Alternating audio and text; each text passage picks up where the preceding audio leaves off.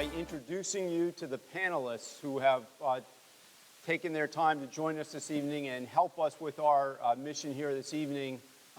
From the left to the right here, Sergeant Dan Paranek of the Winchester Police Department, Lieutenant Peter McDonald from the Winchester Police Department, Captain Rick Tustin from the Winchester Fire Department and the Coalition for Safer Community Fire, paramedic and firefighter Phil Ciampa, Stephen Woods from the Winchester Hospital Emergency Room, Mary Ellen Armstrong, who is the clinical lead nurse at the Winchester Hospital Department of Emergency Medicine, Donna O'Brien, nurse manager at the Winchester Hospital Department of Emergency Medicine, Dr. Robert Keene from the Walden Behavioral Care Center, Chief Probation Officer Vincent Puro from the Woburn District Court, our host this evening, George Gonzalez, the principal of McCall Middle School, and Sean Kiley, the principal of Winchester High School.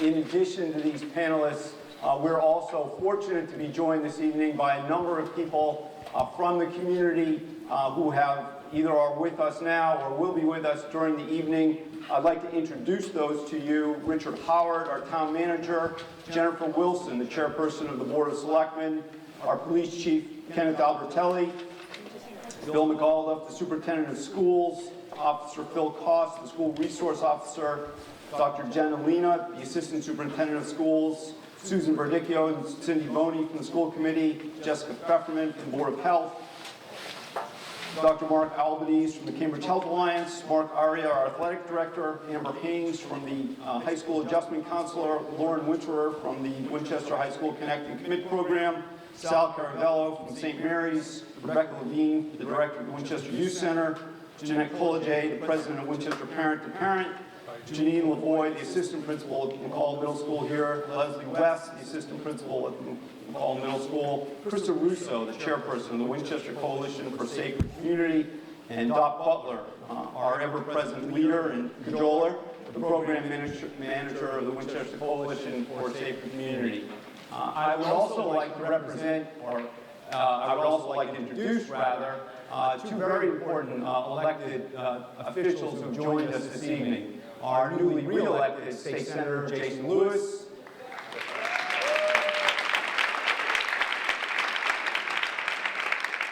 and our brand new state representative, Michael Day, who joined us this evening.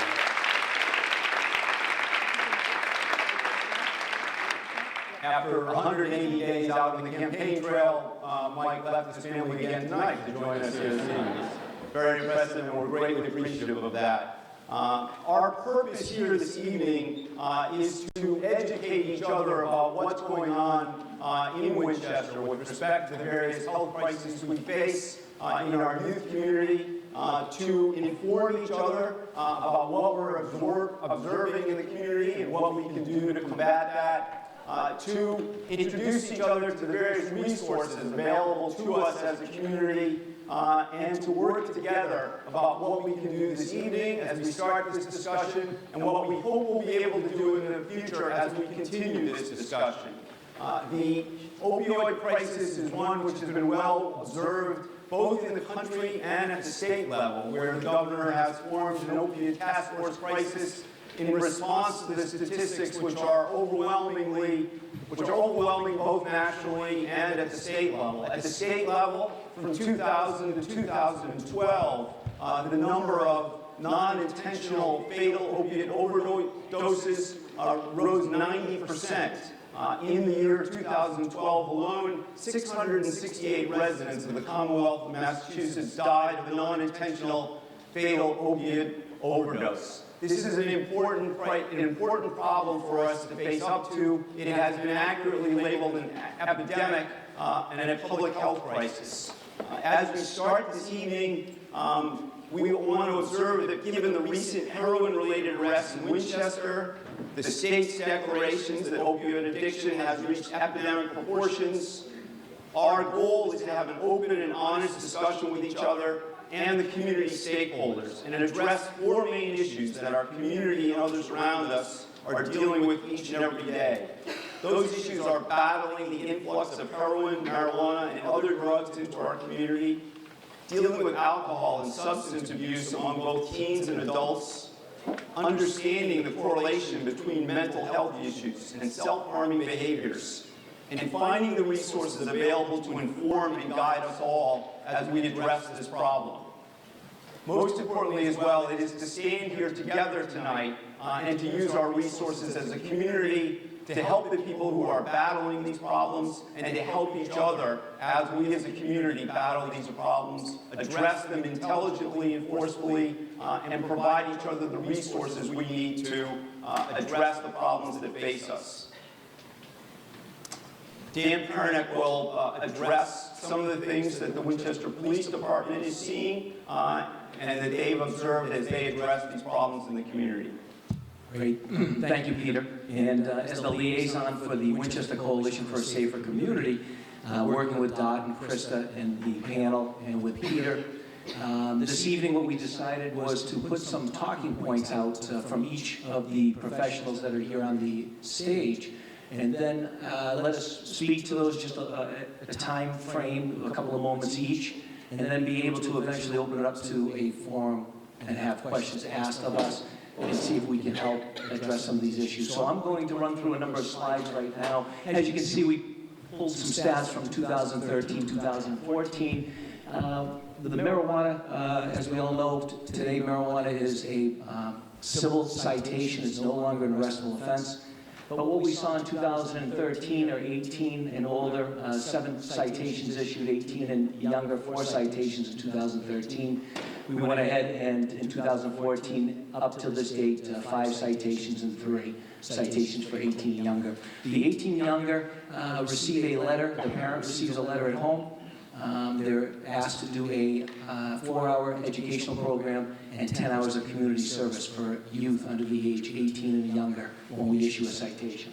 Minors in possession of alcohol under 21 years of age. In 2003, we had 6 summonses or arrests for minors in possession, and up this year, up until this date, the year's not over with yet, we're up to 16 summonses or arrests. Our drug arrest sorted charges, everything from heroin, cocaine, possession with intent to distribute are marked into this group here. 4 in 2013 and 1 juvenile in 2013, which was under the age of 17 at the time. The law has changed. Now a juvenile is up to 18 years of age in the state of Massachusetts. And the 17 used to be juvenile and younger. Now it's up to 18 years of age until they go to the adult court, and until they're 18. Drug arrest assorted charges in 2014, we had 5 adult charges, and as we know, the arrest of this past summer of a couple of people here in the town with heroin. We have folks here that will talk about that throughout the evening. The next slide is going to be, Peter, if you push the slide, is for the Winchester Fire Department. Captain Tustin and firefighter paramedic Phil Champer here. If you take a look at the statistics from 2013, 2014, with opiate ODs, you can see there were 3 overdoses, 5 in 2014, and we're still, that's as of October 31st. Intentional overdoses using other types of medications, 5, and 2 as of up to this date. The alcohol chronic, again, is folks who have a chronic disorder, a problem with alcohol being treated. And what concerns us is the acute, both concern us, but the alcohol, the acute stage is many times minors that are treated and transported to the hospital. 5 and 4 this time. Psychiatric, suicidal, you'll see the statistics of folks who have been transported to the hospital and attempts as of this time through the paramedics. What concerns us, and we're going to hear more about it from Winchester Hospital, is the use of Narcan. Narcan is a drug that reverses the opiate overdose. It's in the news a great deal. We've had 4 that the medics have administered and 6 this past year, and it's rising. In a short time, Phil Champ will talk about the Narcan and using Narcan. Winchester Emergency Department, again, Donna O'Brien, Mary Ellen Armstrong, and Steve Woods will talk briefly. Our small community hospital is not a small community hospital anymore. We're seeing 53,000 patients come through our emergency department, which gives us a lot of issues that come through. They do a great job there. We in the police department are working hand in hand with them because we are seeing so many folks coming through that at times we need to help them out at times. Approximately 250 mental health cases per month are seen at the emergency department. And statistics for our 20-year-old and younger, since April 1st through September 30th, they've seen 200 patients of age 20 and younger for medical conditions of anxiety, depression, alcohol abuse, psychosis, overdoses, heroin overdoses, and we don't have statistics with us today about suicide and self-harm. During this time frame, the emergency department has administered 45, and it's about a 6-month time frame, 45 doses of Narcan for people that have been admitted to the emergency department. We're going to take a quick second to show you a video from the Today Show, which is on stress and anxiety among our teens at this time. It runs about 4 minutes. And we are back now with the kickoff of our special series, The Secret Lives of Teens. We're talking about some issues that teens commonly deal with, but also commonly hide from their parents. Maria Shriver is here. She's the parent of 4 children. One is still a teenager. Maria, good morning. Good morning, Matt. Thanks so much. Well, we're kicking off this series with a big topic, anxiety. More and more kids are suffering from it. So we gathered a group of teens together to talk about anxiety, why they seem to have it, what we as parents can learn from it, how we contribute to it. Take a look. 15-year-old Anna Marie was a straight-A student. I would always have trouble breathing when I was feeling anxious, and I kind of feel like my chest tighten. 17-year-old Jake was a popular athlete. It's a lot of fleeting thoughts in my head, a lot of fear, but I don't really know what I'm afraid of. Today, an estimated 1 in 10 teens experiences anxiety so severe that it disrupts their lives. Everyone that I know has some form of anxiety. It's scary. We went to Newport Academy, a behavioral treatment center, to talk to these high schoolers about the anxiety from parents, friends, and school. How many of you kept your anxiety a secret? Well, for me, because that was definitely a big thing, was hiding it. So showing things like fear and sadness were almost taboo. I didn't see any other people in my life struggling with anxiety, and so I never wanted to show anyone how anxious and stressed out I really was. So many parents today are referred to as, quote, helicopter parents. They are, trying to get you the best SAT tutors. They're trying to get you after-school help. They're trying to get you to get a scholarship on a sports thing. You guys are all nodding. Is that causing anxiety? Absolutely. Yes. From a really early age, I was exposed to the idea that if you don't get into a good college, you're not going to be successful in life, you're going to amount to nothing. And so I was really stressed out about getting good grades. Another stressor, pretending online to be someone they weren't. Did social media exacerbate your anxiety? On social media, I was a different person. I was having fun all the time. I was outgoing, when in reality I wasn't, and it was causing me a lot of anxiety to keep that up. Experts say while some anxiety in teens is normal, there are warning signs it's become a problem. Probably the biggest issue is one of avoidance. So teens that are anxious tend to avoid things that they find frightening. And this can be going to school, this can be social relationships, not going to work. To numb themselves, some teens secretly use alcohol or drugs. I started to lead a double life. I mean, it was basically wake up in the morning, get dressed and everything, be really nice. Mom, I love you, Mom, and she drops me off, and then I walk onto school, and I'm known there as the stoner kid. And your mother had no idea that when you got out of that car and said, I love you, Mom, that you were a druggie in school? She had no idea, no. Others turn to self-harming behavior, like cutting. One survey shows nearly 1 in 5 college students have tried it. Explain that to me. I'm a mom. It's hard for me to understand how cutting yourself actually helps. It kind of took my mind away from the emotional pain, and I would completely forget about everything that I was dealing with because, something else hurt. Through treatment here, these teens say they've learned healthier ways to cope. A big cause of my anxiety was the fear of the unknown, the fear of what might happen. And so one thing that really helps me is just trying to stay in the moment. The biggest tool for me is probably honesty. Honesty with myself for where I'm really at, and honesty with the people that are here to help. So experts say honesty is the key. We have to encourage our children to talk to us about what they're feeling, what they're going through, and I know, Matt, that's not always easy. No, I have a 13-year-old boy, and when you say encourage them to talk, I think boys are more reluctant to talk about some of these issues than girls are. They are, but get them in the car, drive with them, they talk more. At least that's what I've discovered. But we are going to talk actually about boys and what seems to be happening a lot with internet addiction and boys, so that'll be tomorrow. Maria Shriver, thank you very much.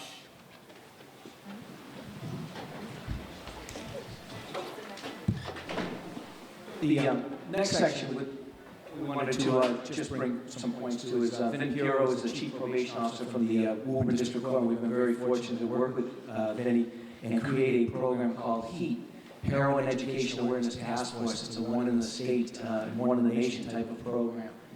The Woburn District Court, the Probation Department, serves those communities to the left, Winchester being one of them. We work hand in hand with Vinny and Mike Higgins, who's just freshly retired, and a number of folks at the court. Section 35s are involuntary commitments where families can petition the court because of alcohol and drug issues. 2013, they had 161 Section 35s, and then in 2014, 147 so far this year. It's a resource to be used, and a lot of times by folks who are at their last string, at their last part of trying to get help for their loved one. The HEAT program has, since 2005, since the start of the program, educated over 5,000 students, parents, educators, professionals throughout the region, and it's also treated over 2,000 young people between the ages of 17 and 24 with transitional bedding coming from, and Vinny's going to talk about it, from detox, allowing time for transitional bedding so that a young person would not go back out and re-abuse, and then be able to have long-term treatment and care. So it's a one-in-the-state program that's done wonders for us. But they see a great amount of problems, and Vinny's going to talk about that in just a moment.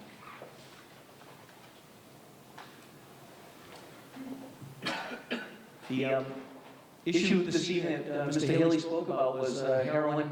Prescription narcotics are a gateway to heroin in the Winchester Police Department. You'll hear a program that we do along with the coalition is a prescription take-back program, 24/7. In our front lobby is a mailbox that can be used to deposit your unwanted medications, expired medications. Very important because prescription drugs, as we've seen and read, is a gateway towards heroin because it is a cheap and readily available and accessible drug today. Heroin use and deaths are on the rise, as we all know. Merrimack Valley, Vin will touch base on this in reference to the amount of heroin that comes into the Merrimack Valley, and we're just the southern part of it is, I think, the highest in the nation, and we live right in this corridor.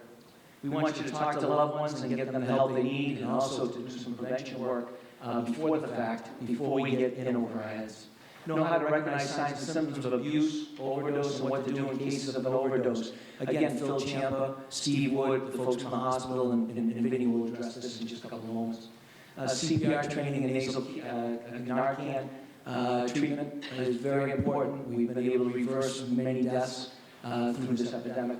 And then again, we need to make this a public health crisis. It is a public health crisis, and we need to make it a community effort. And that's why this evening we've all come together as one aspect of the issues that confront us here in Winchester.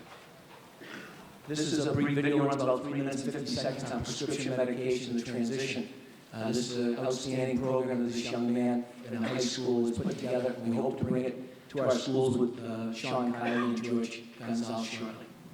8:21, and we're back with more of our special Secret Lives of Teens. This morning we have a startling look at how teenagers are abusing prescription drugs. Many of them are taking the pills right out of their parents' medicine cabinets. NBC special anchor Maria Shriver spoke to a teen filmmaker who exposed the problem among his friends, and he says it's happening everywhere. My name is Cyrus Stowe. I'm 17. And I made this film to show parents what kids are really doing with prescription drugs. In his short film, Out of Reach, Cyrus Stowe goes where no teen has gone before. I can go into my parents' bathroom and there are just rows and rows of pill bottles, you know, of pain meds, and that's where people get it from. In startling interviews with kids at his Dallas high school, Cyrus takes us inside the secret world of teens raiding their family cabinets for a quick high.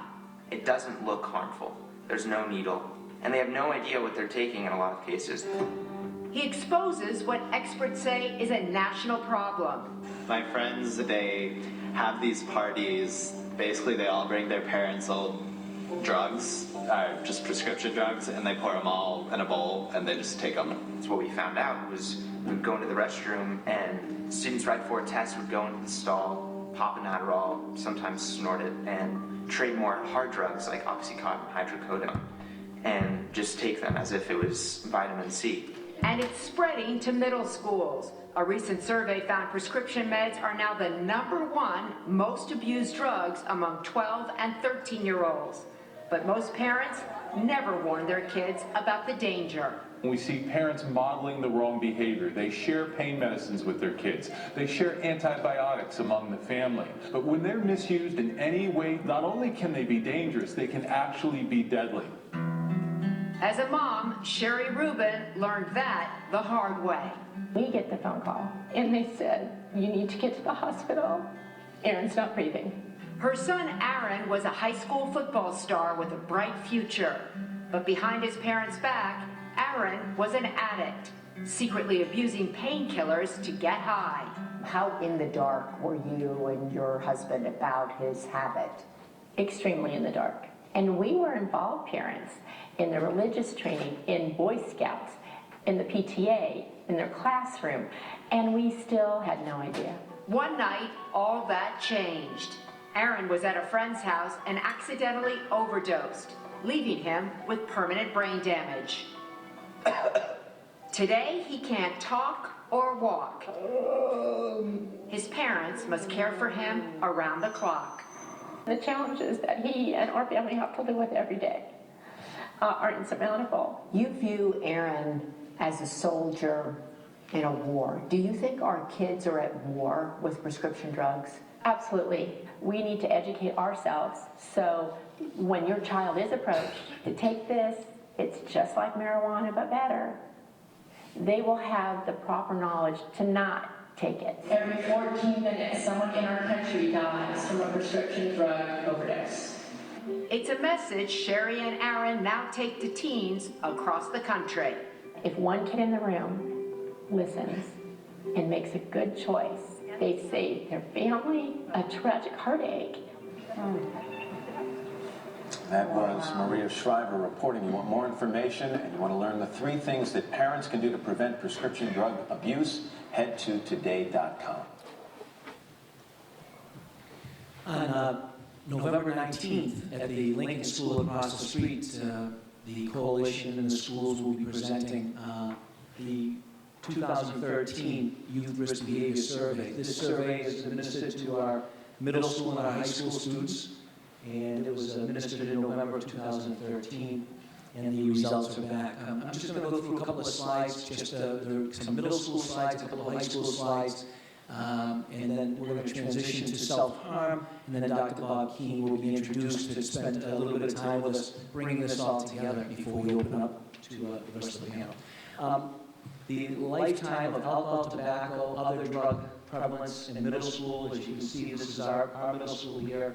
I'm not going to delve too deep into it. Our numbers are low, thank goodness, but we still see 9.6% of alcohol use over a lifetime reported, cigarettes, inhalants, marijuana, cocaine, steroids, and other injected drugs. Just want to be able to present some numbers, some baseline, and we hope you'll come join us on November 19th when an in-depth representation of the youth risk behavior will be presented. The lifetime alcohol, tobacco, other drug prevalence with the high school students, we're at just over 60% with alcohol, 36.3% marijuana. Our cigarettes are prescription medications, and it goes down the line. Again, 3.4% with heroin, contact use, steroids, methamphetamines, and injected drugs other than heroin. Heroin can be snorted, can be injected, and ingested. Our past 30 days, November 3rd, the students took this, so the previous was October. Again, our middle school 4.3, 3.0 for cigars. Binge drinking is 5 or more drinks in a row, and then again, cigarettes and smokeless tobacco. We see with our high school students, again, 39.8% of alcohol use for the past 30 days, marijuana, binge drinking, and the rest of the items that can be abused. And the next slide will actually show us the high school scenario with state statistics. We're going to go back, Peter, too. Right there. This is the state is in the pink. Massachusetts 2013 and throughout the United States 2013. Again, alcohol were up above both the state and the national level through this survey taken by students, 39.8%. Binge drinking, 5 or more drinks, 25%, again up higher. Cigarettes above the state level but not above the national level. And our marijuana use is 25.8%, and again, just above the state and the local level. These are concerns for all of us here on the panel and all of you that are here this evening. We thank you all for coming to this because we know everybody's so very busy. And statistics and information, this youth risk behavior survey is given to the students, and the way it's set up is that the questions are asked at least 3 or 4 different times in different ways. Because a lot of people say, well, can the kids lie? Can they tell us something different? We've been doing this, administering this test for quite some time throughout the coalition and working in partnership with our schools. And we find that the statistics are right on. And on the 19th, there'll be some comparisons.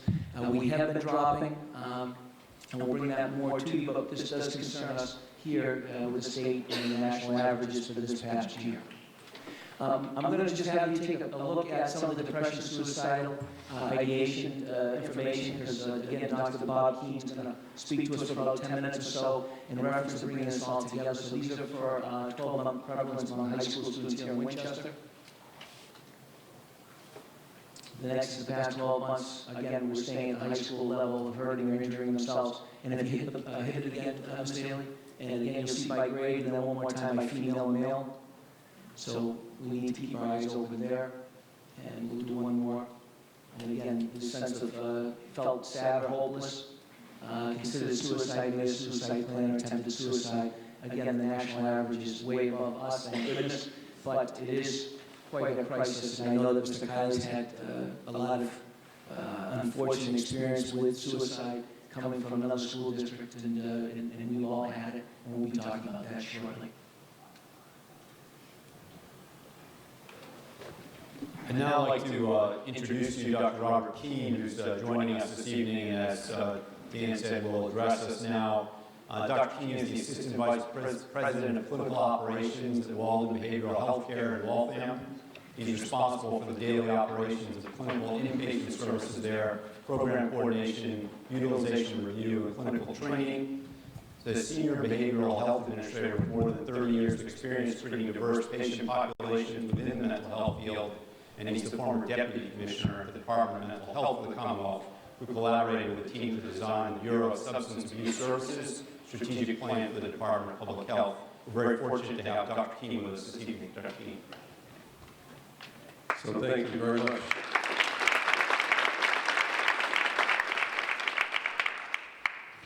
I probably should begin by saying, in the spirit of full disclosure, that I am the parent of 3 teenage daughters. So I get what you're worried about. And as parents, we worry about these kids all the time. I don't think a day goes by that I'm not frustrated, worried, anxious about what's happening in the lives of one of my teenage daughters. And I'll tell you, I have worked in behavioral health for 35 years, and I actually do consider myself an adolescent clinician, but it doesn't really help with my own children. And I think that's a little bit of a message to you, too. I don't think you have to think of yourselves as the clinician or the therapist for your children. And you have a great panel here of people, and you have great resources in this town that can help you with some of that. I think what I want to try to convey, though, is that all the things that we're talking about, whether it's substance use, whether it's self-harm, cutting yourself, or whether it's suicidal behavior, in my work, we think of all these things as psychiatric behaviors or behaviors that kids often exhibit. And the important thing to remember about this is that behavior has meaning. And that really is the holy grail of the work that I do. I really believe that everything that these kids do has meaning. And if you think back to when we were in high school and we took psychology classes, we learned about Sigmund Freud. And that was his message. All behavior has meaning. Now, he had some unusual ideas about the meanings of behaviors. I mean, that's actually why my mother still is uncomfortable with what I'm doing. But it was a really important message, and a very important message to all of us. And that's the challenge with these kids. Whatever they're doing, we have to figure out with them, we have to help them figure out the meaning of it. And that really is what we do. So part of my job is every day I lead an adolescent group therapy with a co-leader. And it's actually one of the funnest hours of my day. And we begin every group the same way. We do this little ritual, and we go around, and everyone has to say the name, and then they have to say how they're feeling. Well, you might think, well, that's a dumb exercise, or that's kind of an easy thing to do, but it is actually not easy at all. And it's a huge challenge for these adolescents. It's actually a huge challenge for a lot of us. For me, it's a challenge. It's very difficult to figure out how you feel. You have physical symptoms, you might have a knot in your stomach, you might have a headache, but to put that into a feeling is actually quite a skill. And as you develop in life, you develop that ability. You start to learn how you're feeling physically and how that might relate to emotion. So you might say, geez, I've been banging around the house all afternoon and my wife says I'm irritable, but you know what? I am kind of mad, and I'm mad at this because this happened today, this happened today, this happened. And as adults, we've developed coping mechanisms so that we can kind of manage those feelings, right? Kids don't have that ability. It really is the work of adolescents. It's the job that they have to do to figure out how they're feeling and then to be able to put that into words and ultimately to be able to figure out how they're going to manage that in their own lives. And when you see a lot of these behaviors, if you see a lot of, I'll use cutting for example. I work with lots of kids who self-harm. And I actually remember 35 years ago, the first kid I ever met who was a cutter. And it's seared in my memory because it was so bizarre. I couldn't believe that someone would actually do that. But today, it's a very common practice for kids. And I work with kids who have cut for years. I work with kids who are experimenting with cutting. I work with kids who cut to try to kill themselves. And it's very important to understand the meaning of that behavior. So 35 years ago, every time we saw someone who was cutting, we would immediately say, oh my God, they're trying to kill themselves. It's actually, we've learned a lot since then. It was interesting in that film we just saw, the adolescent talked about how when she was cutting, it took away the anxiety that she was feeling. And that's actually what we've learned. For a lot of these kids, when they do these behaviors, it provides them a tremendous sense of relief. We kind of have to think that's an odd thing. Something cutting, something painful like that, how can it lead to that? But think about it for ourselves. In many respects, we're the exercise generation, right? We grew up thinking it was a good idea to exercise regularly. And if you think about it, exercising regularly isn't fun and it doesn't feel good. It's really hard to get into it, right? But if you do stay with it, you actually find a great sense of relief. And we know physiologically that that's because the body releases endorphins when you exercise. Endorphins are a natural antidepressant in the brain. And you, in fact, do feel better after you've exercised. And for these kids, some of these behaviors provide that same thing. So the challenge is to get them to identify their feelings, to be able to put that feeling into a word, and ultimately to be able to share that with someone. To say it to an adult is a great thing. So I worked with a woman named Joan McGregor years ago who said it takes 5 adults to raise 1 child. And she wasn't talking about babysitting. She was talking about kids at this age. And it really is true. It's 5 adults to take care of 1 kid of all their needs. And if you think about it, the job of an adolescent is to strive for independence. So you as parents, me as a parent, are actually not always in the best position to help them through these tasks. And that's why it is so important that we have a community around them. Very, very important. So I certainly have found in my own children's lives, and I see this very actively in the kids that I treat, it is the work of individual adults in the community that actually help them through this time. So it could be a soccer coach, it could be a ballet teacher, a special teacher at school, it could be the policeman that they've developed a relationship with over time. Those are adults that help carry that burden for us as parents as we navigate these things over time. So we'll certainly get into that more later this evening, but the last thing I really want to say is it's important also to know when it's appropriate to seek true behavioral health services and support. And a lot of people ask me about getting kids into therapy.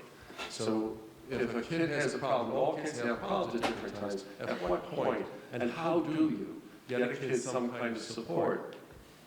And again, I would say things have changed a lot. You know, in the 35 years I've been doing this, a long time ago, if a kid went into therapy, they were into therapy for years. And we did a lot of self-exploration, and it was a long thing, and you know, and it took forever. Models have changed a lot today. The average number of sessions for a person in therapy in this country is 6 or 7. 6 or 7 sessions, and treatments are very focused. So it's not self-exploration on and on. It is really very focused. And I believe it's really important for these kids, when they need it, to be able to find someone professional to be able to work with. So a couple of words on that. When you try to find a therapist for an adolescent, it's important to find someone who actually knows how to work with adolescents, and it's a special type of training. It's really important that the kid feel like there's a fit, like it's someone that they actually can connect with. And I liken it to buying a car. You wouldn't buy the first car you sat in, right? You'd try 3 or 4. So my advice to a kid who's trying to find a therapist, or a family who wants to find a therapist for an adolescent, is to say, you know what? Make 3 appointments with 3 different therapists. You can have a family expectation of your adolescent that they need to see a therapist because things have gotten a little bit out of control. But it's very important for the adolescent to be able to find fit and to be able to figure out someone that they can work with.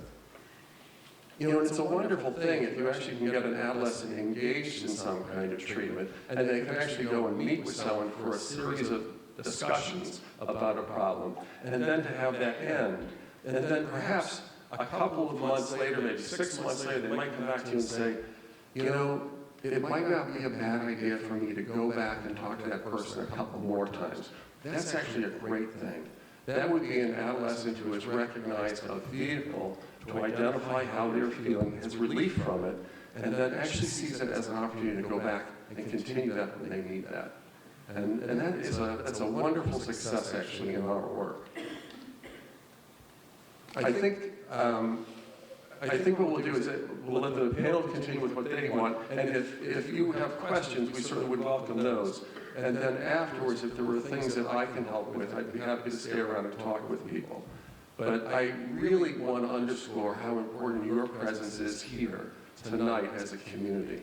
Because as a community coming together for the needs of these kids is really their the best help that they can get, the best chance they have to get through these very challenging years.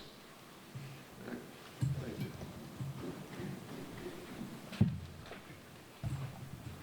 Thank you very much, Doctor. Just one public announcement. As we recommence here, there is a gray BMW Sport Utility Vehicle with Oregon registration plates 685 FHA, which is blocking an exit in front of the building here, and will be towed. So if that's your vehicle, please jump out and just move that out of the way.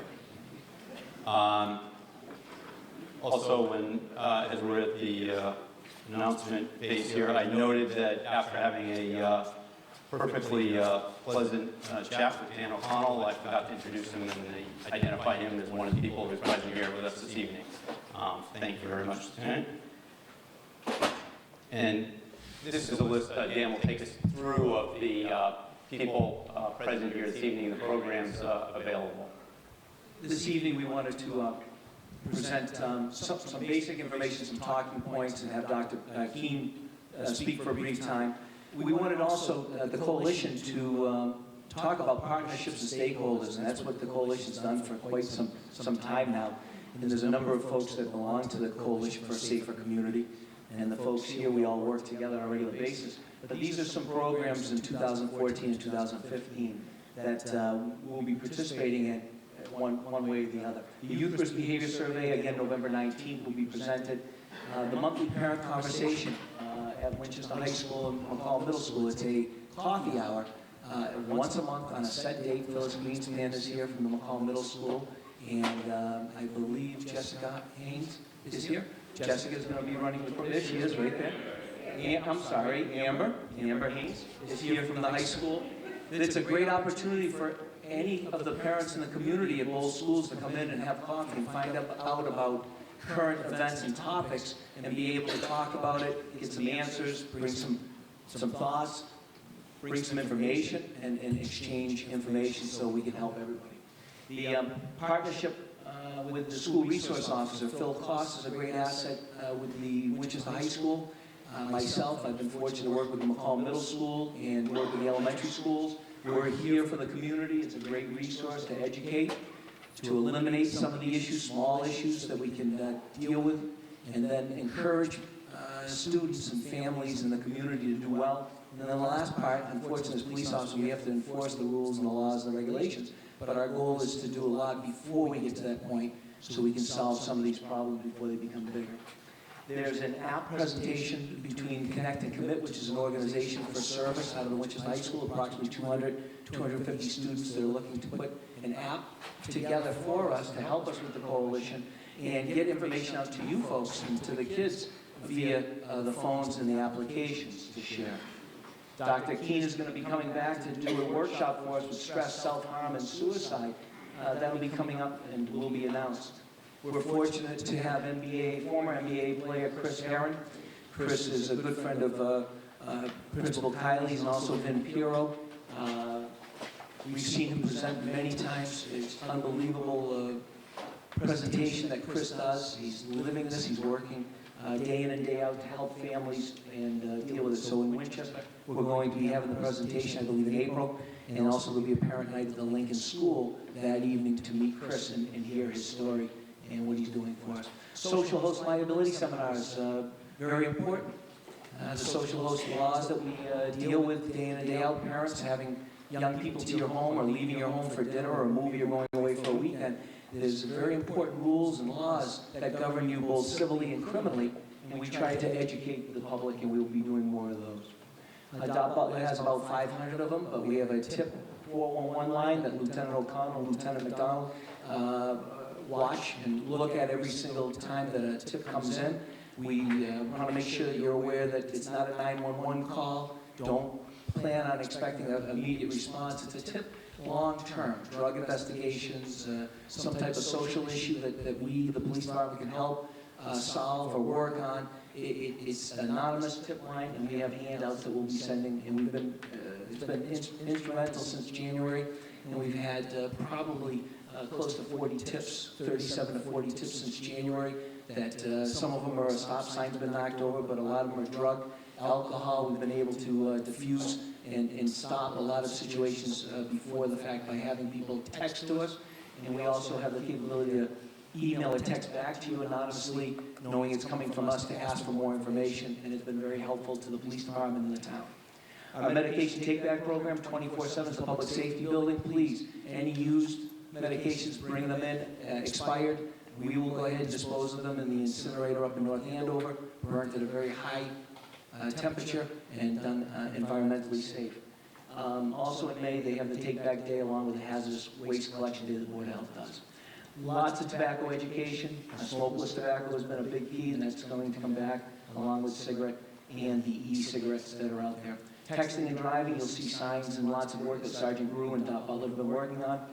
Marijuana education has come back to the forefront, and our numbers are rising, and I think we all realize that with the civil citation and medical marijuana, it brings a whole bunch of new policing and school rules that we need to work on, deal with, and cross that road, but it is a major issue that we're going to be addressing. High school dance and prom support, we're there, the coalition to support, the Facebook page, the sticker shock campaign in our liquor establishments, only to name a few. So we wanted to share those with you, and there's a number of them that we have not talked about. We hope that if you have an idea or program, to please come and see us and let us know so we can go ahead and continue to do some great work. At this time, you'll see the resources that are here before you on the panel. We're going to take just a few moments and go through the panel and talk maybe a little bit about their slide or what they have to offer, the resources that we're here to help you with. As Dr. Keene indicated, it takes 5 adults to raise a child, and not only a parent, but as a police officer and a mentor and a youth coach and a scout leader and all those types of things, it's very important. What we've seen in the police department, I'm going to start off with it, is a rise in lots of parents and families coming to us and asking for help and support because they have an out-of-control child, or they don't know how to deal with the child. And it's gotten to a point where they need an intervention, but they just don't know who to turn to. And there's been a lot of work that the police department, through the school resource officer program, they feel that they can trust us, and they come to us and they ask for help. And there's been many homes, there's been many contacts on streets, there's been many coffees. We've gone into basements, garages to deal with children. And that's one piece that I bring here to start with. You're not alone if you're dealing with these types of issues. There's a whole array of folks that are here that are here 24/7 for you to help you. But the bottom line is we want the parents to be healthy themselves. We want them to parent. We want to support you. We want you to be eyes wide open. And that's why we bring this information to you this evening. And we want to support you wholeheartedly and get through these difficult times. So it's just very important that we're here to support you. Please, you need to stay on top of it. It's a day in and day out battle that we're trying to help you with, but you need to reach out to all of us at this time. I'm going to turn this over now to Phil Champa and Captain Tustin, because I know they have some information on Narcan and what the paramedics and the fire department can bring here to the community as we respond out to homes or to businesses or places throughout the community. Thank you, Dan. Winchester Fire, unfortunately, we have to respond to these incidences, and we've been doing it not just with the opiates, but through the years, all types of substance abuse, and we have to respond to be well-trained to deal and work with our partners. As far as the opiates are concerned, we are well-educated, but that's a reactive response, and what we really want to do, and which is my area of expertise or pointing to, is prevention. We want to prevent it, and we want to educate, and we need to be proactive, and we need to recognize it as adults. As Dan said, working with scouts, working with youth, sometimes we turn a blind eye to what's really right in front of us. So my word to you tonight is that we need to be proactive and not ignore it. Some of the programs we have, we've been providing paramedic level service since 2004. We have great paramedics here in town. That's been a great resource for us to be able to increase our level of care for any type of call that we may have. The Narcan, I'm going to let Phil talk about that a little bit, but every single firefighter in the town of Winchester is trained in the use of Narcan. Every fire truck, the ambulance we have are all stocked with Narcan, so we're able to respond to those instances. And in some of the other programs that we didn't quite have up on the slides that are important, and they deal a little bit more with fire, but it's really about risky behavior. And sometimes we find adolescents that, through their risky behavior, they misuse fire. And we have a great program through the court system, through with our partners in the police, and it's an intervention program for juvenile fire setters. And really the goal of that program is for them to try to learn to make responsible decisions. And it's not just about playing with fire or misuse of fire, but it's that responsible decision, good mental health. And that program has been ongoing here in Winchester since the late 90s. Unfortunately, we do have children that misuse fire, and we have to deal with that. Another program we have that tries to address being proactive, and again, right now our emphasis is on trying to make good decisions with the use of fire and not make those risky decisions, is with YouTube. YouTube is a great resource. However, there's a lot of bad stuff on YouTube.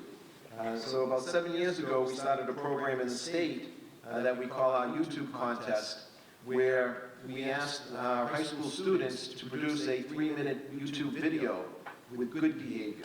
So our focus has been over the years is to try to get our students to start making good decisions, good behavior, produce good videos out there rather than the really horrific ones that we have on YouTube. I am happy to say that this year, in 2014, we did have a Winchester High School student that came in third in the state, so we were very proud of that. So we want to be proactive. That's our biggest message here in the Winchester Fire Department, along with the police department. We're here as a resource for you. We don't want to be reacting and having to respond to all these incidences. However, the reality is we do. And with that, I'm going to turn it over to our paramedic coordinator, Phil Champa, who's going to talk a little bit more about the problem and how we can respond to it. Hello, everyone. So, since the 70s, paramedics have been able to give Narcan to patients that have overdosed either on opiates or your semi-synthetic drugs or over-the-counter medications, or prescribed medications, rather. This year alone, average about 1,200 medical calls a year. This year we've had 2 deaths because of a narcotic overdose. And some of our numbers can be skewed. We do put up statistics, but you know, if a patient's in an accident or injured, in part to being intoxicated or under the influence, the provider may only document that as what the primary injuries are, and not specifically focus on the overdose or the intoxication of the patient. So, you know, some of the numbers can go up a lot more within those 1,200 medical calls that we do. But as far as paramedics, we're very well prepared here at Winchester Fire Department. Like I said, since 2004, we've provided paramedic level service, and since the 70s, paramedics have been able to provide Narcan. Narcan's pretty easy. I brought some with me. This is actually the ladder truck that's just out front. It's almost like an EpiPen, if you want to think of it just like that. It's provided in a small little box, and it's only an antagonist to your opiate drugs. And that's all. Thank you, everyone. Steve, do you want to go ahead and Sure. about the hospital? There are 3 of us from the hospital, so I'll try to be somewhat brief. Basically, so I'm a nurse practitioner in the emergency department at Winchester Hospital. I'm also the associate medical director at Winchester Fire Department. I've been practicing in emergency medicine for over 25 years, both in the pre-hospital environment and in the hospital. And in the ER, in the emergency department, you know, most people get there basically in a time of crisis when something's already happened. So, you know, we're there when these preventative measures have either failed or gone awry. And our goal in the emergency department has traditionally been to deal with that crisis and then move on to the next. We treat, we stabilize, and then we move on to the next patient. But what we're starting to see is that paradigm is shifting, and we're seeing more and more people presenting to the emergency department that really need longer-term help and longer-term care. And that's particularly true of the patients that we're seeing that are coming into our emergency department with psychiatric issues, be it anxiety, depression, suicidal ideations, as well as drug abuse. And we're starting to see a significant increase in patients presenting to our emergency department with substance abuse issues. It typically will start with prescription narcotics. So these are the Percocets, Vicodin, oxycodone, hydrocodone, OxyContin, that they may have received for an injury, or they may have, you know, stolen from a family member. But that's oftentimes where we see it starting, and then it starts to escalate into utilizing other drugs, be it cocaine, heroin, amphetamines. We're seeing, you know, a significant rise actually in injectable drugs, both in heroin and in cocaine. Unfortunately, it's actually cheaper to purchase heroin than it is to purchase Percocet or some of the other prescription medications. And we're also seeing a change in the face of that user. You know, the statistics for the average user of injectable heroin was that they were a urban male, typically in their mid-20s, and you know, typically quite poor. And we're now seeing that change to the suburban, younger adult, both male and female, and they're oftentimes in the middle class to upper class, you know, with regard to wealth. And we're actually seeing now that women, or young women in particular, are overcoming males with regard to frequency of use. I think the last statistics from Massachusetts were that it was 56% of the IV injectable heroin users were women. And that's a significant increase from what we've traditionally seen. So what we do at Winchester Hospital is clearly, if someone comes in with an opiate issue, be it an overdose or an injury or accident because of an opiate, we manage that, that injury, that overdose in the short term, in the crisis. We utilize, as Phil mentioned, naloxone or Narcan to help reverse that. We'll take care of, any injury they may have. We'll address their psychiatric issues. But we're also now being very proactive about encouraging these patients to get into detox. It's a difficult thing to do because a lot of these patients have to be willing to do it. We can't hold them in the emergency department unless they're suicidal or if we feel that they're a significant risk to themselves or others, unless, under what's called a Section 12. But if they are not deemed a risk to themselves, and believe it or not, having overdose on heroin is not considered that, then they can leave. But we strongly encourage them to stay. We're trying to implement some new programs to address this and to get, to provide some on-site information at the time of their most significant crisis, which is, typically in an overdose situation. And we're trying to utilize other resources from the physician standpoint, from nursing, from psychiatry, and maybe even from the court system and law enforcement agencies as well. They have to be willing to get that help, and that's where, honestly, family comes into play most significantly. We see a lot of people who get alienated by their friends and family, but this is a time where actually they need the most support. They've oftentimes stolen from people, they've lied to people, and they've damaged relationships, but it's imperative that they have that support to help them get to where they need. Another challenge that we face is actually bed availability, and this is where you as community members of the Commonwealth can write to your senators, write to your representatives.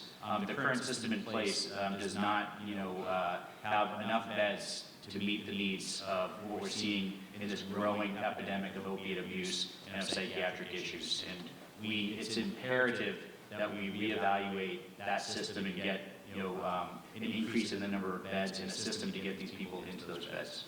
And then we as a hospital face one last challenge, which is to not only be there in the time of crisis, but also be there before. Hospitals have always had preventative measures for heart disease, for stroke, for diabetes, and things of that nature, but we haven't done a great job about being a center of prevention for opiate abuse. And that is where we need to see a shift in paradigm and change the way we operate as a hospital. So I'm going to pass it on to Mary Ellen. My role tonight is to discuss the increase in misbehavior in young teens. For many years, teens have felt stressed by a world they feel that's out of control. With loss of control comes helplessness and the inability to use proper coping skills. We know teens are drinking. Underage drinking has become a widespread public health problem. But tonight I want to talk to you about some of the more subtle things that our kids are doing that we as parents need to become more aware of. I bet if all of you asked your kids tonight if they knew anybody who was cutting, each of them would say, yes, they do. They know someone, they have a friend. And cutting has become a coping strategy for very unhappy kids. They feel better when they cut. There is a release of endorphins with a temporary feeling of relief from the stress, whatever stress they're feeling at the time. Self-harm typically begins at age 14, but now it's coming as early as ages 11 to 12. It has become extremely prevalent in this community, and we're seeing it every day. Like substance abuse, self-harm is a way of expressing and dealing with deep distress and emotional pain. The problem is relief doesn't last too long, and they begin to feel ashamed and try to hide it. These kids are suffering from anxiety, depression, or some previous trauma. But in the long run, people who self-injure are at much higher risk of suicide, which is why it's important to identify the problem and seek help immediately. Suicidal behavior often coexists with other high-risk behaviors, such as substance abuse, self-interest behaviors, such as cutting. Teen suicide is the leading cause of death in teenagers in this country. The reasons teens commit suicide and abuse drugs varies, but there are some common circumstances that seem to lead to such extreme measures. Some of them include major disappointment, rejection, feelings of failure, a breakup with a boyfriend or girlfriend, family turmoil, poor school performance, or something as simple as doing poorly on a big exam. It's also important to add that 30 to 50% of teen suicide cases, substance abuse is part of the event itself. They resort to drinking and taking drugs as a way of escaping this emotional pain. Unfortunately, it has the opposite effect. It actually increases and intensifies their depression and anxiety. If you have reason to believe your child may be abusing drugs or alcohol, we encourage you to confront this situation in a very positive way. You are their lifeline when they are feeling so overwhelmed. If you find your child is exhibiting any of these behaviors, we suggest you begin by seeking professional assistance. And as Steve said, we highly recommend that you do this as a family group. Much better success when the entire family is involved. And now I'm just going to tell you something that happened yesterday in the emergency department when I got there. I arrived at work at 6 o'clock. When I arrived, there were 9 patients that were seeking medical clearances. And when they come into medical clearance, there are people that have suicidal, depressed. Some are seeking alcohol help with alcohol withdrawal, and some are looking for drug rehab. And out of the 9 of them, 5 of them were 17 and under. I'm going to tell you about one particular boy. He gave me his permission to talk because I was telling him that I was coming tonight. And I said, do you mind if I tell your story? And he said no. If I could help one person or one family, that it would be worth having me tell his story. He started using heroin when he was 17 years old. He was with a group of boys that went into a local restaurant. He was approached by a man in the restaurant and talked to these kids about snorting heroin and if they wanted to try it. Not everyone did. Some of those kids said no, they weren't interested, but 2 or 3 of them said yes. And this particular boy was one of the ones that said yes, he wanted to try it. And he tried it, and I asked him why he continued to do it. He said when he tried it, he said it felt very good, as we all know that heroin makes them feel good. But he said prior to using, he had no self-confidence. He didn't feel good about himself. And the heroin allowed him to have a good self-esteem. He felt really good about himself. He continued to snort heroin for 6 months, when eventually he started injecting heroin. Eventually his family became involved, and they sent him to a rehab in the West Coast. He was there for several months, and several thousands of dollars was spent in this rehab program. He stayed sober or clean for a period of time, but the high he kept chasing. The high was way better than being clean. So he continued to use. He was in jail twice. He lost the support of his family. They always loved him, but they couldn't help him any longer. He needed to hit rock bottom. And it's been 7 years, this boy has been using IV heroin. He decided on Monday night that he would come in on his own and get help. And he made the decision all by himself. Often these kids come in with the police, it's an option. You go to jail, you come to the emergency room. Or they come with their parents, we're tired of this, you need to go get help. When they make the decision to do this on their own, it makes a world of difference. And this boy looks like our kids. He's the boy next door, beautiful smile. And I said, why is this different this time? And he said, I no longer feel good about myself. The heroin's not helping. I don't feel good. I've lost my family. I've lost everything. And I need to get some help. And he made the phone call himself, which was huge. I asked him how he was going to get there. He said he didn't have a ride, but that I could call his mother and see if she would drive him. He hadn't seen his mother in 6 months. So I made the phone call to his mother and told her the situation. And immediately she said she was relieved because she was getting a call from an emergency room, and she had feared that I was the worst, that maybe he had overdosed, because that's been her fear for these 7 years. And so she was happy that he was okay, and she agreed to come. So she came. They saw each other for the first time in 6 months. And I said to the mother, when they're alive, there's hope.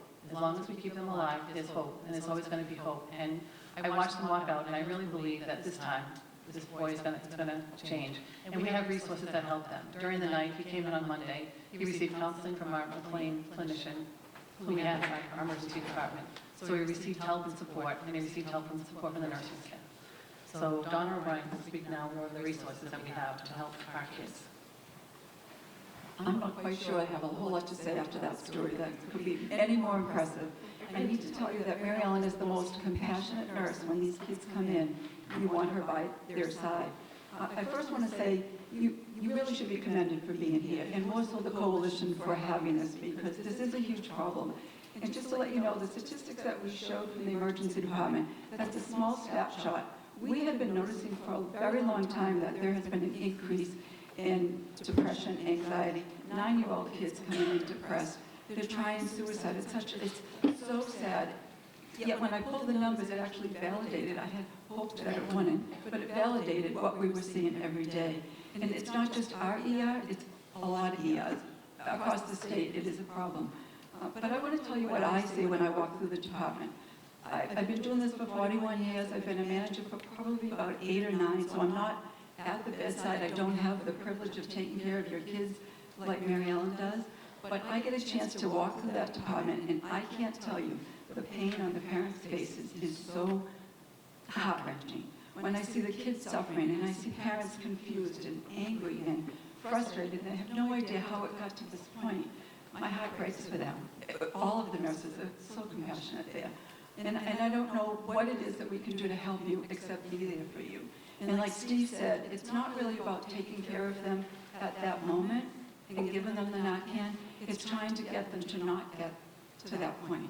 And we want to partner with the community, with your parent, with the parents, with the coalition, and we want to be there for you before you need that dose of Narcan for your child so they don't die. We've seen some terrible things in that emergency room with these kids suffering, and I know personally that it's a really hard job to be a parent. They say it's the toughest ever, but I actually think it's worse to be a child. I see these kids really suffering internally. The theme that we see is there's no self-worth that they have. And somehow, somewhere, someone instilled in them that they're not good enough. And they go with that. So I'm going to ask you one thing. First of all, bring your child if you ever need us, anyone in your family. But if any of your family ever needs anything, like and they have a minor procedure or they have a sports injury, and someone gives you a prescription for 30 Percocets, trust in your heart that your child does not need 30 Percocets. 10, and then if you need more, you can always call, but go with Tylenol, ice, Elevation, the conservative best, because these kids, it's not just taking away their physical pain, it's taking away their emotional pain that we don't even know is there. So go with the 10 and help let them heal on their own so that they don't suffer.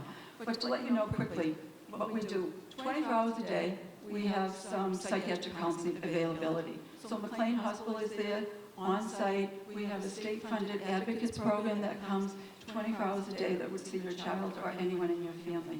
And oftentimes, they need inpatient. So we will keep them in the emergency room. They're safe.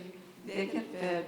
We take good care of them. We hug them. This boy yesterday, we group hugged him and gave him our positive strength so he could do well. So I want you to know it's a safe haven for you, but our goal is to really prevent that. So if you ever need anything, please let us know. We have, I've got some numbers up there too if you ever need that. Just give us a call. Come on in. We're there for you.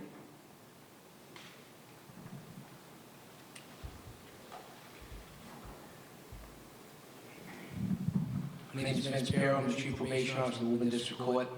I as well am glad to see this many people in attendance, and I'm pleased to be here. Brief history of the HEAT program, Heroin Education Awareness Task Force. We've been in operation since 2005. The reason we started the program was that we had a huge influx of fatal overdoses, post-detox programming. 7 in this area, Woburn District Court. I'm going to try to be as brief as I can. I could speak for hours because it is such an important issue. I'm thrilled to see the Senator representative here. I know Senator Lewis was also at the Reading Coalition. It's a very important topic. Back in 2005, due to these 7 fatal overdoses, we had applied for a grant to Winchester Department, Chief Albatelli, Danny Paramedic, Liz Silva. We had a coalition. We went for a grant. We didn't get it. We wanted to do something with our jurisdictional police departments, our community as a partnership program. And once again, back to the fatal overdoses, as a community courthouse in Woburn, we were feeling helpless. People would come in, the majority not on probation. Many of those on probation, we'd be on the phone for 6-7 hours trying to get them a bed to no avail. We'd send the kid home. He'd used as a maintenance type of procedure just to get him through the night so he wasn't going through withdrawals. And we had many fatals in that predicament. We held a meeting at the Woburn District Court back in 2005, and I have to hail the late Senator Robert Haven. Halfway through our presentation, we had statistics, we had our judges in there, we had all our local states and representatives present, and Bobby Haven raised his hand and he said, "Benny, how much money do you need?" We said $500,000. He said, "Done. was a direct line item. Since then, we've seen the stats, and I am bragging. I'm proud of our HEAP program. It's a partnership program. It's not Vinnie Piero, it's not Chief Alvitelli. It is partially Bobby Haven. We go through the Bureau of Substance Abuse Services. We have post-detox treatment because we, as a program, believe that was the most vulnerable period of time for any young addict that would get detoxed. The parents would be raising their hands up, oh, thank God, Junior got help, but their bodies are cleansed. We call it Superman syndrome. They would then go out, because they're still mentally addicted to the drug, even though physically withdrawn. Their tolerance was down in their bodies. They would go out and use the same amount of heroin, injected in IV mostly, okay? And we were seeing purities in the 80 and 90 percentiles. It was an instant death, and that's what we saw, our fatals.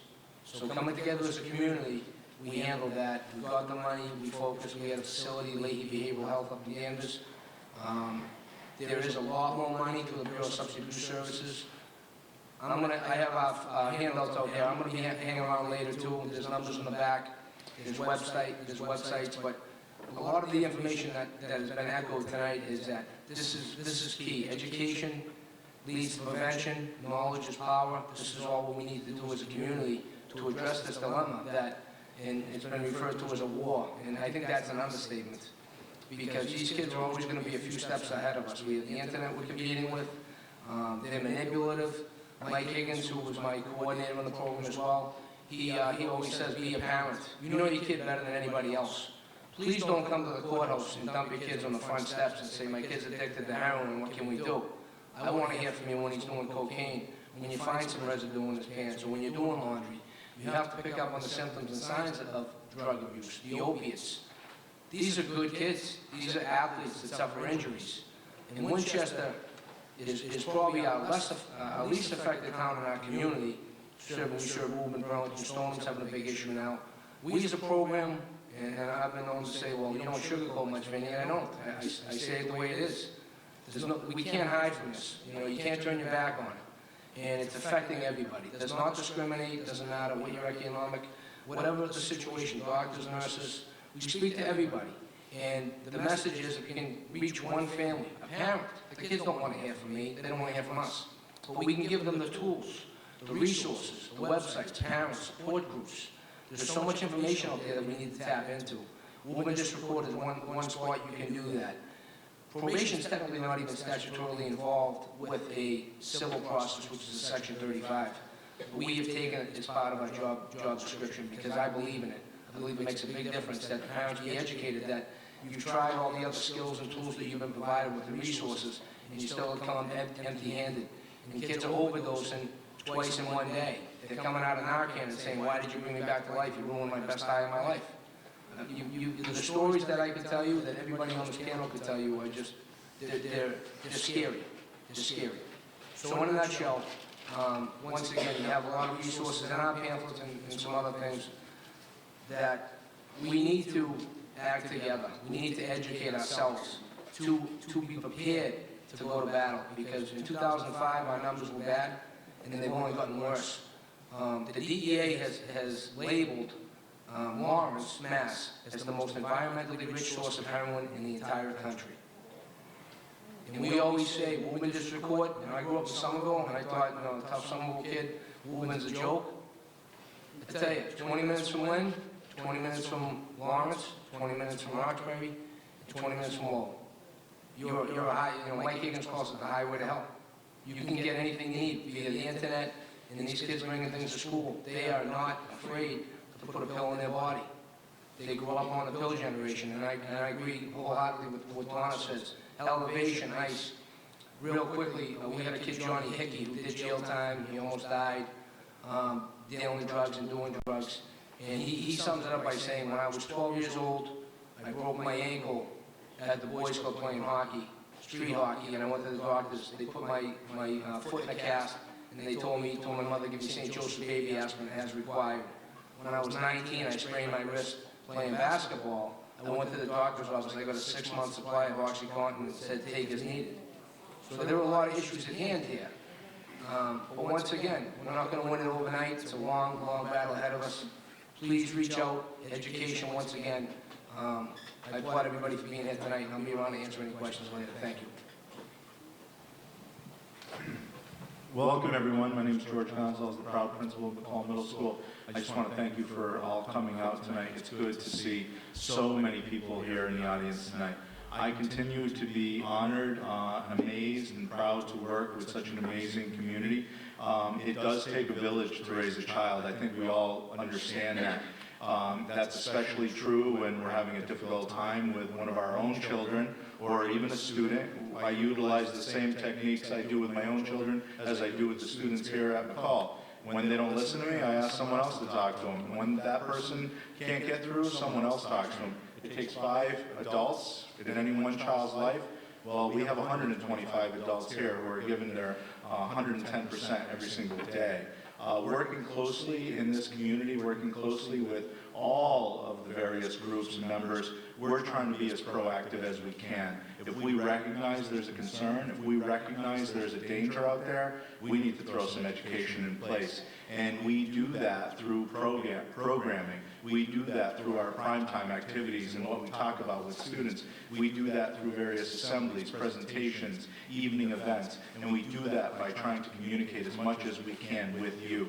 Students spend 6, 7 hours with us. We do the best we can, then they go home. And we want to continue the good work you do here at school, and we'd like to ask you to continue the good work we do at home. And you can't continue our message unless we're providing you information.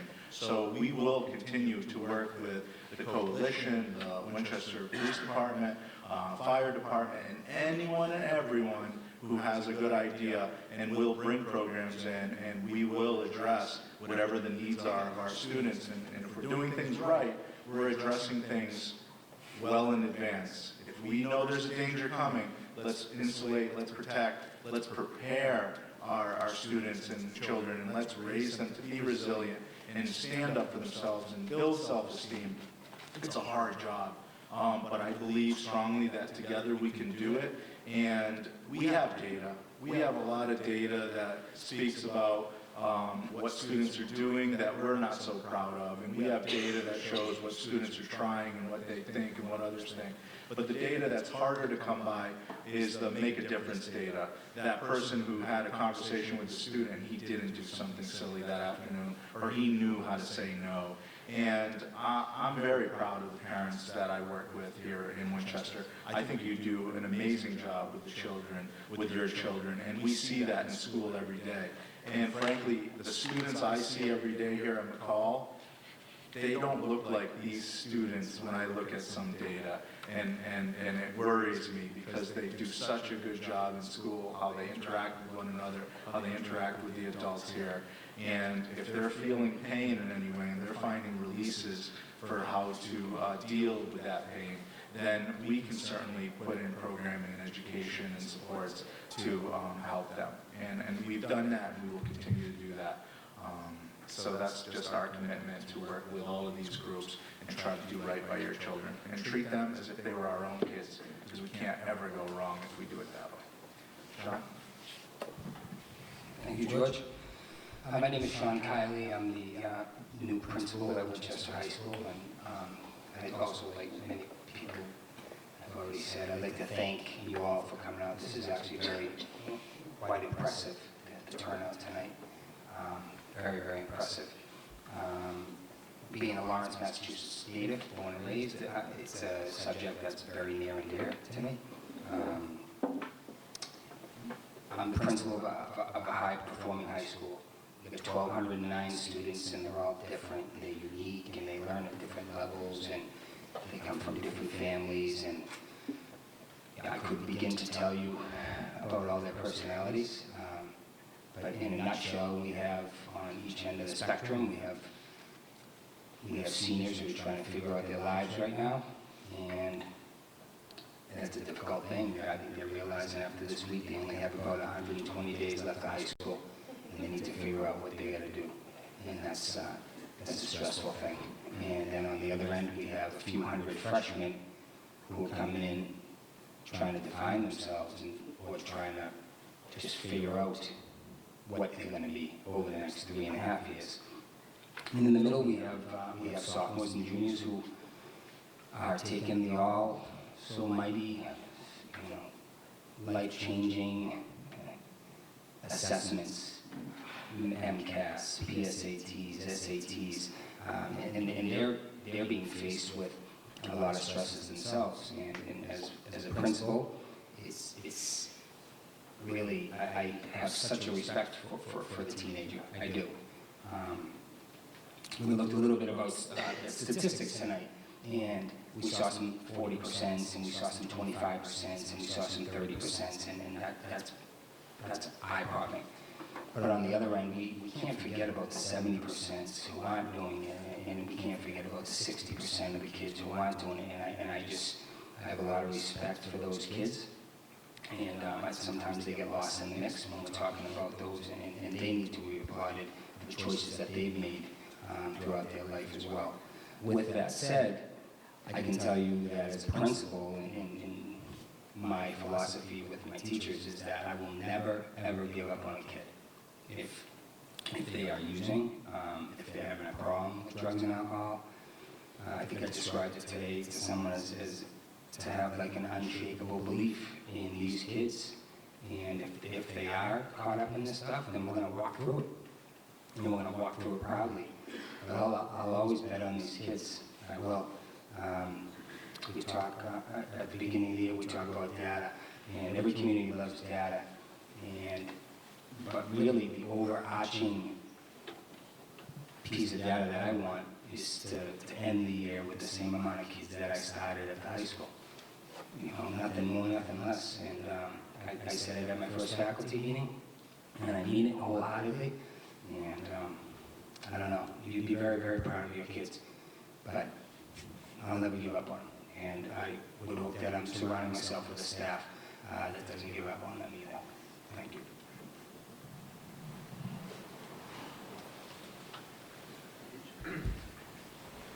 We now have an opportunity to ask questions, make comments and the like. We have a microphone that we can pass around for that. We've heard a tremendous amount of information, both by way of data and by way of some extraordinarily compelling anecdotes about things going on in the community. There are a lot of resources up here at all ends of the spectrum, so if you have questions, now is the time.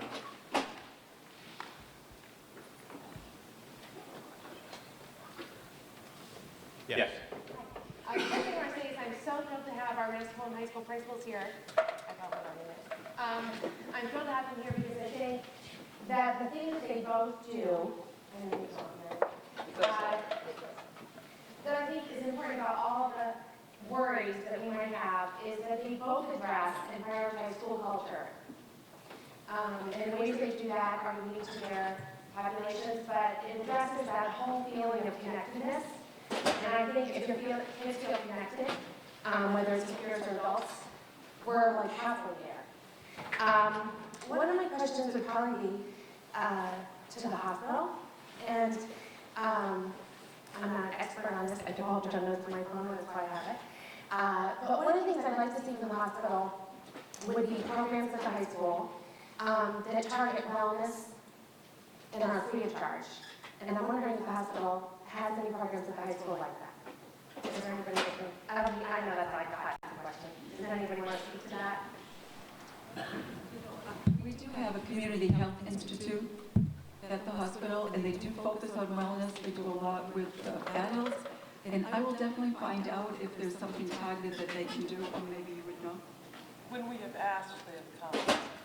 A couple of years ago, they came and they trained a few of us in biofeedback and donated things. So in one of our special ed programs, we teach the kids meditation skills and use a biofeedback machine, and that was all donated. We asked you guys to name just like that. But 2 or 3 years ago, we offered free yoga after school, and very few students came. But again, we did it between sports seasons, and we did it like for a half hour before the game started, because we really wanted the kids to take down the stress level. And again, that was provided free of charge. So thank you. And for the coalition, I think that these are the things that we're going to be working for, the preventative things, and we're going to start to be more active with the coalition and the Community Health Institute and the parents.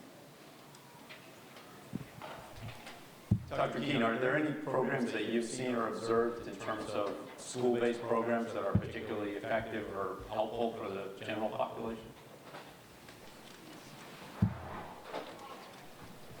I think a number of communities are experimenting with school-based programs.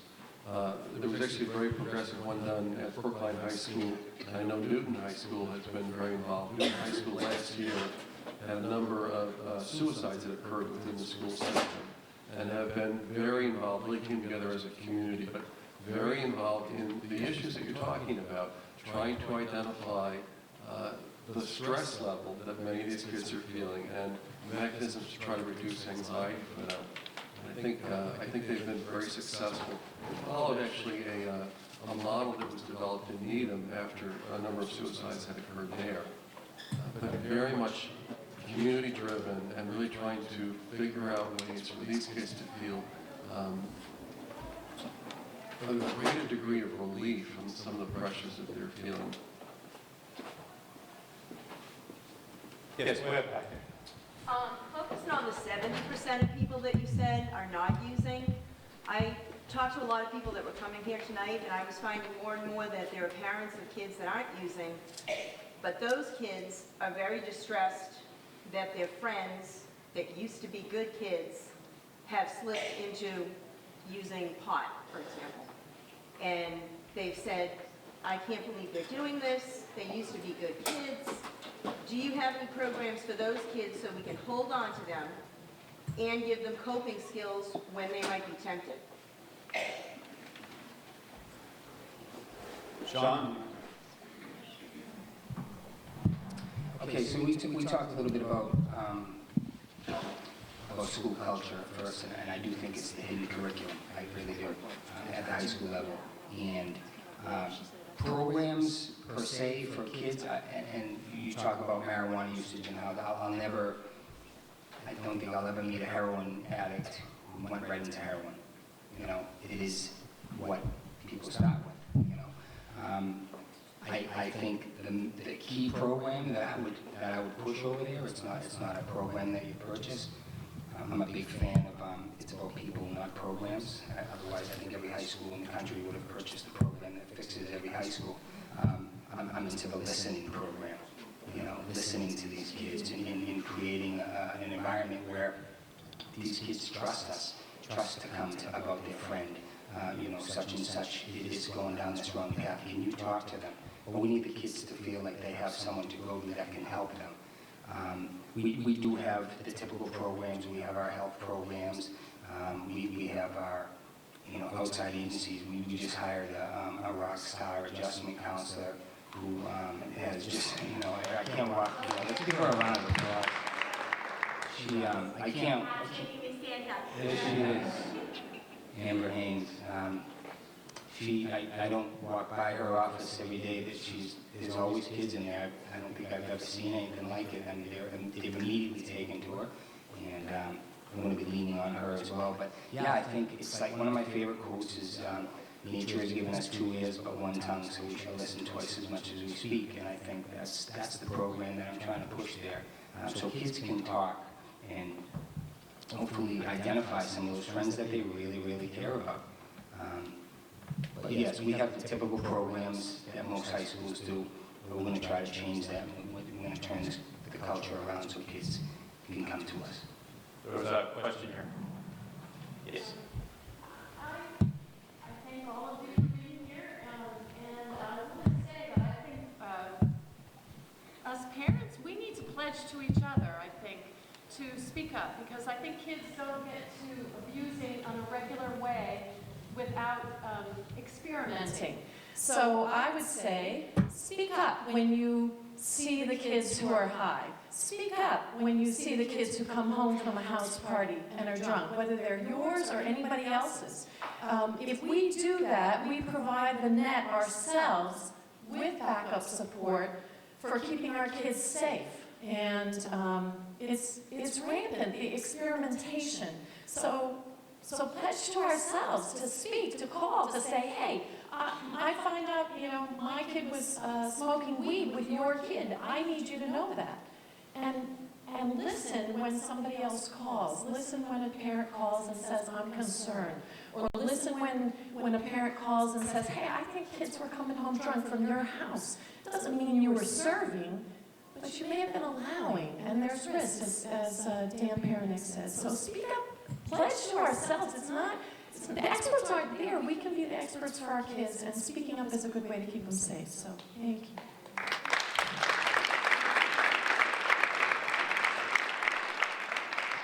I have actually a program question. It seems that before our kids come back to school, they have to get a health check. They have to have their vaccines. If they get a concussion, they have to get checked before they come back. Has there been any thought put towards kids having mental health checks before they start school? Or some way that we can begin to check in, because we don't know what's going on with our kids. We don't know what questions to ask, and maybe part of this is working with pediatricians on asking the right questions. I do know that the pediatricians do ask the kids a questionnaire, and I think when they answer that, hopefully it's honest, then they do take that and work with the parents. So I know personally, my kids have that, you can't go in the room, and they will talk to the kids about risky behavior and all that. And I have to applaud you, because I think you're right, we need to help each other. It's really the parents. If you know another child who is doing something, you really need to speak up, call the coalition, call Dan, and let them know. When my kids were in high school and there was a 30-pack of beer in the backseat of one of the kids' cars, there were phone calls galore until all 6 parents, 6 mothers showed up and took that beer out of that car, and we did it together. And so I think you hit that important piece. So I agree with you. I'd like to also touch base on it. Deb, we work closely together. We've all worked closely together. There's a number of folks that know that when I'm on the road, that if there's something that's going on and we need to call parents, that we get every single parent to come, because it's so important that they realize what's happening. And it's okay. My points, I want to make a couple of quick points. We need to be good role models for our kids. We need to be good role models for our kids. As school resource officers, we train. We want to be good role models. We want to be there to listen. We want to be there to help. We need to do that. It's okay to say no. We can say no. And a lot of times my own kids, it's tough to say it, but it's okay to say no. And you're not alone. I've said that many, many times in the schools, my 7 years in high school, my years in the middle school, and many, many parents, you're not alone. This community, just like every other community, has issues. You're not alone. It's okay to talk, and it's okay to get some support, some help for that. You need to get some support. When you fly in an airplane, and we talk about this a lot, the mask comes down for the emergency procedure. Who are you supposed to put it on first? Yourself, so that you can help others. So please take that and visualize that. Help yourself. You need to be a good team too with your significant other, your spouse. You need to be on the same page. We need to educate and inform. We need to be on the same page. We need to communicate. We need to be consistent. I thank the schools for teaching me about consistency in the police department. We need to treat everybody equally. And remember, alcohol is still a huge problem. And I think that Sean said down below that we haven't met a heroin addict that didn't start somewhere. And between alcohol and our marijuana issue here in our community, just like every other community around us, it's okay. But let's talk about it. And Deb, I agree with you. Pick up the phone, call us, text us, call each other, talk to each other. And that's what the whole idea of this forum was about, to be able to get community in good times and in bad to stick together and help each other. When that mask comes down, put it on yourself so you can help others. We're moving towards the end of our program here. If anyone has last questions or comments.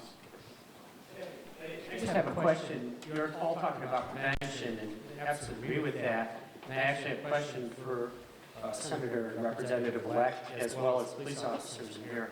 Marijuana is here to stay. 26 states now legalize marijuana. We're still trying to figure this out, and there's a very good chance that it's going to be on ballot for legalized marijuana over the counter. So the question I have is, what is the state doing about prevention around marijuana use, particularly of children? And what kind of prevention is Winchester thinking about to help stem what's going to be an onslaught of marijuana use when there's diversion from dispensaries, et cetera. So I'm not sure who wants to take the question first. Yeah, I think here at the local level, we're starting right here with this forum this evening by exchanging information, education. We can't get it to stop. We can't enforce, we can't lock them up. There's not enough room to lock everybody up. I think it starts right here with you as parents and community members to say no, or whatever your belief is. But we need to work together. We need to set guidelines, and yes, it's going in that direction. But as we all know, it's a health hazard. We need to deal with it appropriately. And I think we're starting talking about it this evening. It's here, it's going to stay, but it's up to each and every one of us on how you're going to deal with it. And I think it needs to go back into the home, it needs to be addressed, and move forward from there. Jason. I share the same concern, and in fact, that was one of the main concerns I had when we were considering medical marijuana, and I understand the argument that I've talked to many patients about the need for marijuana, but my biggest concern was the message it sends to our young people that, oh, marijuana can't be bad, it's got medicinal value. So I'm very concerned about that. I do think it's heading toward the ballot in 2 years from now, and it probably will be on there, same question that's now been approved in Colorado, a couple other states. So we do need to get more prepared. There are, efforts that are underway that are typically funneled throughout tobacco education, and that's some of that's funded by the state, some of that's local public health efforts to, continue to focus on tobacco. And we've got still major issues with tobacco. We've got, as Dan mentioned, we've got non-smokeless products that are increasingly being used. I'm very concerned about e-cigarettes, which are increasingly being used by young people as well. So this is all part of the same, class of products. We're making some good progress there, and I think we have to address marijuana, along with continued work on tobacco. Yes. I just wanted to I can talk pretty loud myself, but just really reiterate here at the high school that not only do we want you guys to communicate with us as resources, but I'm a big believer on collaborating and wraparound services. And when I'm working with a student, when they're in my office, whether it's in a group or whether it's individually, I am always encouraging that student to come to you directly as a parent, and that if it is a safety issue, self-injury, suicidal behavior, or substance abuse or whatnot, I am letting that student know that I'm going to be relaying that information in a supportive way, but so that you can also know that we're doing our job here at the high school, which is very important, so that you don't have to feel like you have to deal with that all by yourself. So I hope you do feel supported. And I'm new to Winchester, but I'm excited to be here. And so please, always reach out to us as well. So that's all. Thank you, Amber. As we bring the program to a close this evening, I want to talk a little bit about what's next in terms of continuing to have a dialogue about these issues and continuing to work together to solve them. We will be replaying this event on cable television for more people to see and to hear. There'll be, you can place questions and there'll be answers from tonight's forum on the Winchester Coalition for a Safer Community Facebook page. We'll be providing programming around these issues both for youth and adults.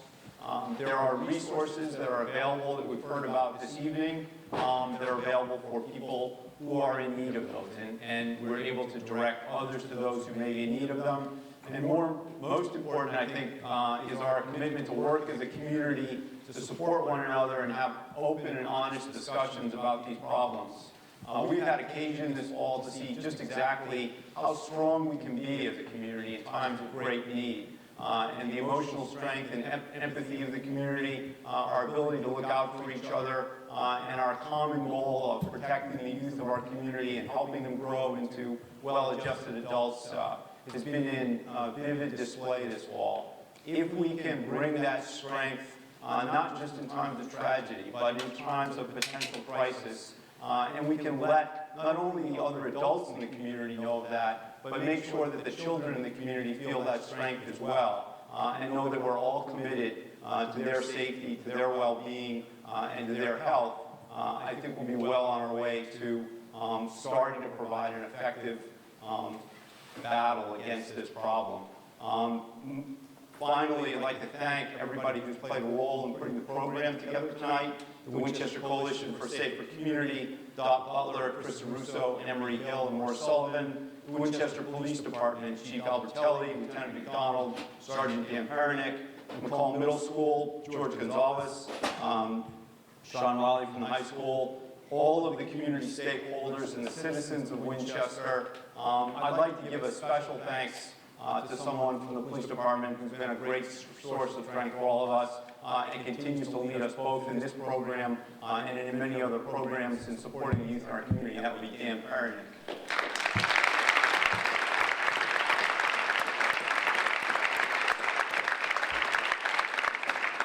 And most of all, I'd like to thank each of you. We had a little bit of discussion this evening about exactly how many people would turn out.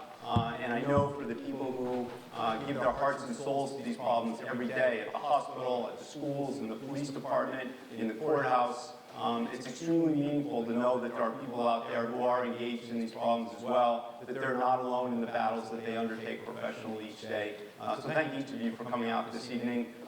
Many of the panel members have said that they'll remain here for questions. Please feel free to come up and ask them. Oh, I'm sorry. Doc Butler gave me one instruction and I've missed it. Doesn't bode well for me.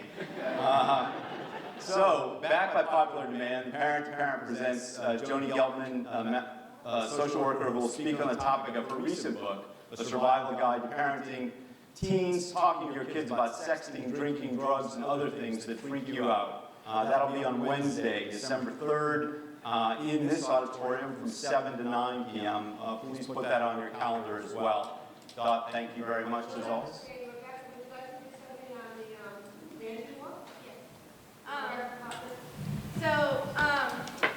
A lot of the issues that we've talked about tonight can be easily related back to stress. And next Tuesday, November 11th, is going to be the 3rd annual Winchester Community Lantern Walk, which is an opportunity to shine a light on the issues of stress and pressure that our students and our families face in this community. And we invite everyone to come and join with us. Our theme this year is Share and Shine. We will be taking part in a walk and some meditation exercises, and then have a nice family dinner together at the First Congregational Church. So it's 6 o'clock on the Common. Please join us. Thank you very much. Good night.